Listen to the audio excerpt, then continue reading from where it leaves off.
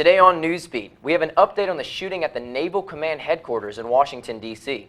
Also, a new LSU fraternity apologizes for a sign that made national headlines. And TEDx returns to LSU to host another TED Talk. All this and more, Newsbeat starts now.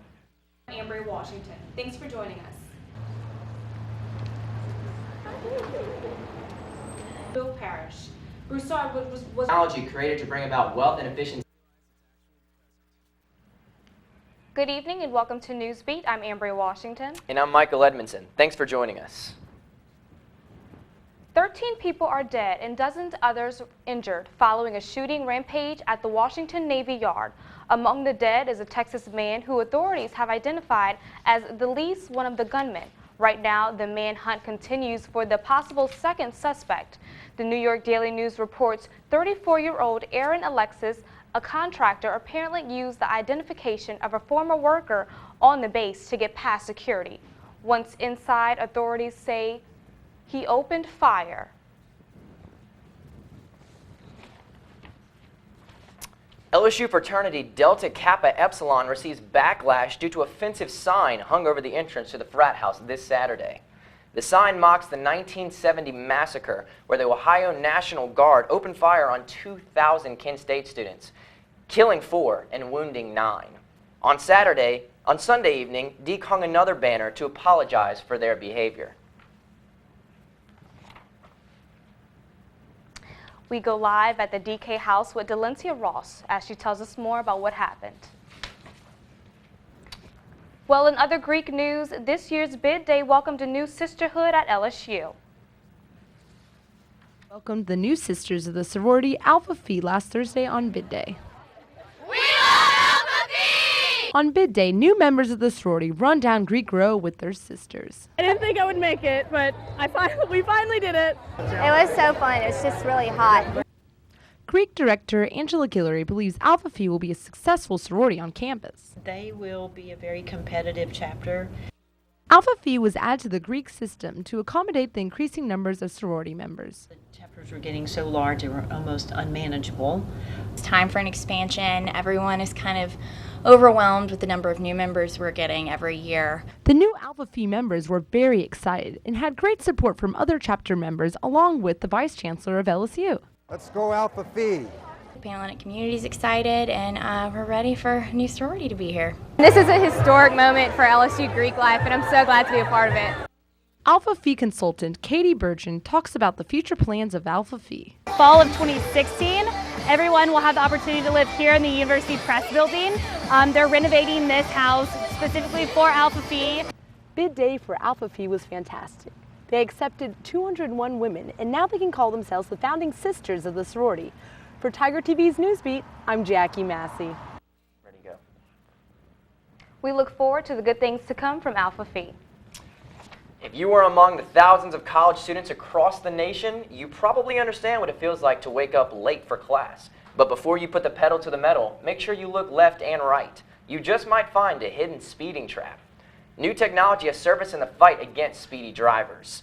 Radar systems embedded in guardrails are hidden and blend in with their surroundings, making the driver unable to slow down before receiving that ticket. Although this new technology has not yet surfaced in the U.S., it has been implemented elsewhere, and police officers are always looking for serial speeders.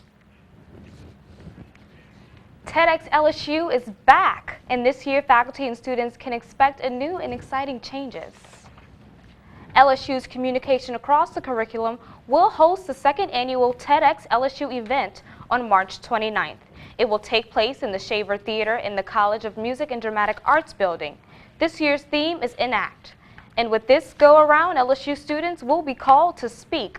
Melissa Thompson, volunteer coordinator for TEDx LSU, explains what she looks for in a good speaker. Like our other TED speakers that are not students, we want our student speakers to be dynamic, engaging, impactful, giving the talk of their lives in under 18 minutes.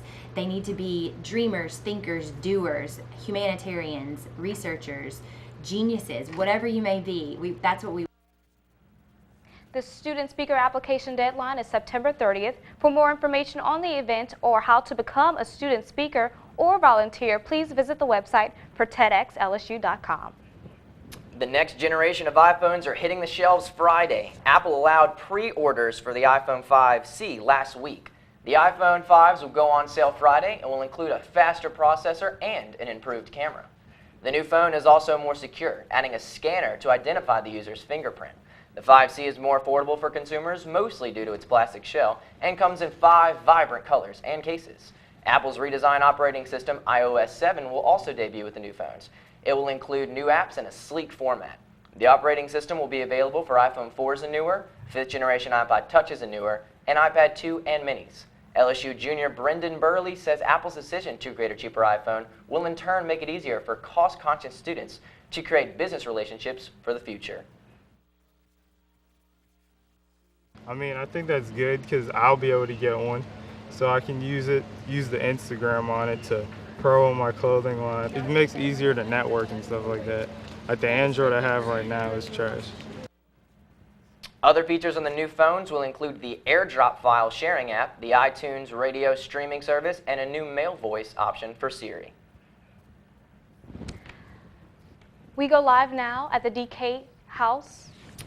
Make sure you stay with us. Coming up, we're going to be given the 5-day forecast with fall right around the corner, and it's looking like it's still going to be hot. So stay with us as weatherman Jake Robles gives us the weather. Good evening, LSU. I'm Jake Robles, and this is the weather. So I've been saying it for 2 weeks now, but today has been hot again. The temperature high for today has been 94 degrees, but it felt even hotter than that. Luckily, as afternoon started coming around, partly cloudy skies began to roll in. These clouds will stick around through the night, where the low will be close to 71 degrees with a 20% chance of rain. As for tomorrow, sun all day, heat all day, variable cloud cover all day. The temperature will be pretty much the exact same as today, so don't expect it to be any cooler or different. The chance of rain will stay at a consistent 20%, which really isn't anything to worry about, but you should still be ready just in case. Now for your 5-day forecast. Monday through Friday, we will have temperatures starting at 94 degrees and slowly dropping to 89 degrees as the week progresses. Tomorrow it looks like we will have mostly sunshine. Wednesday will get a little more cloud cover with partly cloudy skies. Once Thursday and Friday come around, the chance of rain increases all day with 30% chance. I would expect a few thunderstorms scattered here and there later this week. Now that's all the time I have for you today, so don't forget to check Tiger TV for your up-to-date campus weather report every day. I'm Jake Robles. Back to you guys at the desk.